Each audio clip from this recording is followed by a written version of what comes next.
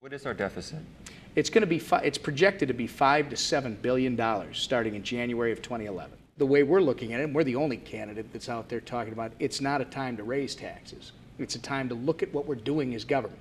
You know, we have so much duplication, so many redundancies. Yeah. It's time to look at the delivery service, which is government, make sure that we can deliver the services that people expect in an efficient, cost-effective manner that's sustainable over the long term. Does it seem like we can reduce government spending by 10% with the streamlining sort of approach is what you're proposing? Well, I think you got to be open to whatever you're able to do in streamlining it. That's why I haven't been willing to settle on one number. I think you got to go in and look at everything in government. And this is a message we're talking about, by the way. The governor is not going to be the accountant. That's not, we hire accountants to do that. Yeah. It's a much bigger thing. Those that would focus on that minutia, and you know, whether it's 10% or 20%, whatever it is, it's not so much what your goal is as a number. What should government be doing? Look all the way back to 1960 or 61. Our state budget has been growing on average every 2 years, somewhere close to 20% every 2 years up till the last year or two. Minnesota spends $60 billion every 2 years. Colorado is roughly the same geographic size and population as Minnesota.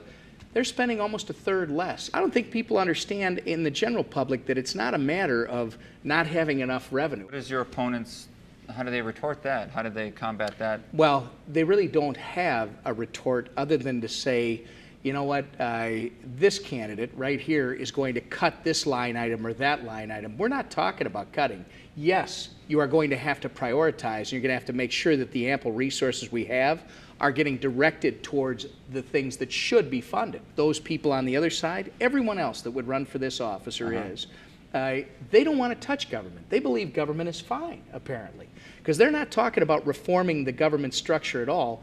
No, they're just talking about feeding it more tax money. Are you prepared to tell citizens or people in the urban area at least that, look, we're going to have to hold off on our train projects for a little while? It's not just a matter of going out and saying no. It's going out and saying, so what is the goal? The desired goal is to move people, right? That's public transportation. When you're spending all the money that you are on trains to move such a minimal number of people, is that really the investment that you should be making on behalf of the state of Minnesota? I think most people, and granted, not everybody, there are some people that'll just tell you, you know, I like trains. My mother tells me, well, I like trains. I don't like the bus so much. That isn't the point. Your goal is to move people in the most efficient, cost-effective manner. I'm willing to suggest to you that trains are not the most cost-efficient manner. Right now, the only growth sector in our economy, or the growth sector in our economy, is government. You must get government under control, and then you got to improve our business environment in this state so the horses can start running again, so we can start to build wealth again, because that's what drives government. The only way you're ever going to solve the bigger issues is if you get Minnesota working again, if you get investment and opportunity growing in Minnesota again. Isn't a lot of business growth spurred on by government help? Well, no, I would disagree. A lot of people try to make that argument. In fact, you know, this argument about big government, more government solves your problems.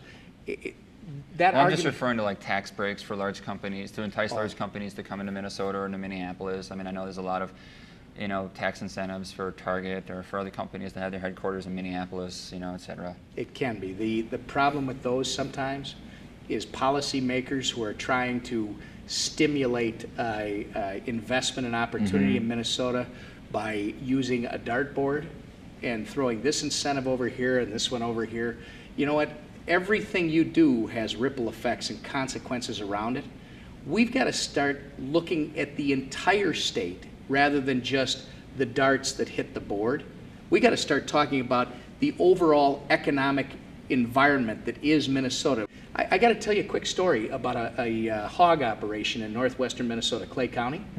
These guys were telling me they wanted to expand in Minnesota, but the investment of time and money, they estimated would have taken them almost 2 years, up to 2 years to get the permitting at a state level at a cost of $20,000 to $40,000 with no guarantee that they would get the permitting. And then they have to go through the county and local levels. That hog operation did expand, but it didn't expand in Minnesota. It expanded in North Dakota. Today it's operating and its payroll is $1.4 million. Those are jobs that should have been in northwestern Minnesota. But again, because of government and all of the layers, I mean, these are transactional costs that you add to the cost of doing business in the state of Minnesota, everything government does. So getting back to your initial question, yes, there are things government can do, but it should not be picking and choosing winners and losers. It should be creating a level and fair playing field for everyone to participate in a free market and allow people the opportunity to have the resources to create their own opportunities. That's what grows your economy. It must be a tough question for you to answer if you're talking about deregulating things and making things easier for the hog farmers and for the barbers in the state to do their jobs and to, get a business going when from the way the public perceives it, a deregulation or lack of regulation is what allowed the Gulf to become destroyed by oil. Boy, I disagree with that. And I know that's the Gulf, and that's Governor Jindal, and that's the president. They all have to deal with that. But you must be getting those kinds of questions. Well, actually, I sit back as a citizen of this country, and I ask the question, why are we forced to drill so far off the mainland in the first place? Sure. Yeah. Why did that happen in the first place? We all need to take responsibility. That's a tragedy. And that's a tragedy that needs to be addressed quickly. We should stop with the political posturing and we should just address the problem. And then we should go back to the beginning and ask ourselves, why is it that we ended up having to build a platform that far out in the first place? We all want clean air. We all want clean water. Yeah. We all want to be good stewards of our environment. But you know what? You have to balance that against being able to live. So it's economic and it is regulation. There is a reasonable amount. And I think we've just gotten way overboard in this country. Again, it's kind of like government. Its growth has been out of control.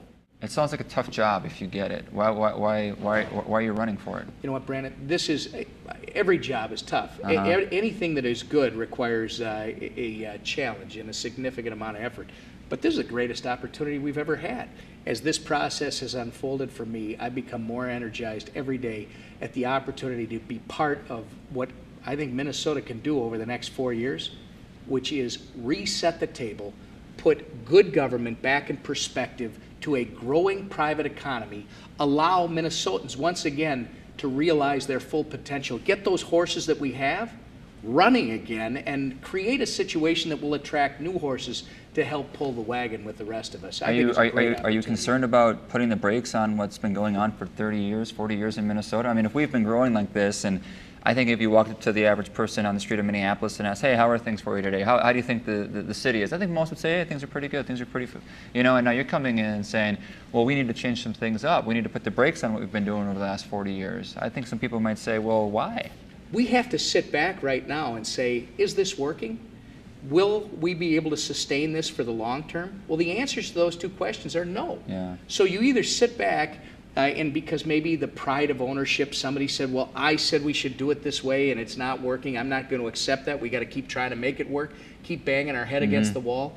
Or sit back and say, you know what? This is one of the greatest states in the Union, if not the greatest. This is the greatest country on the face of the planet. It's time to do what we do best, which is innovate, be creative, start to look at things other than just telling people we just need more taxes. Let's redesign the structure of government. Let's start getting it working again for people, and let's allow people to start realizing their greatest dreams. I think that's an opportunity worth fighting for.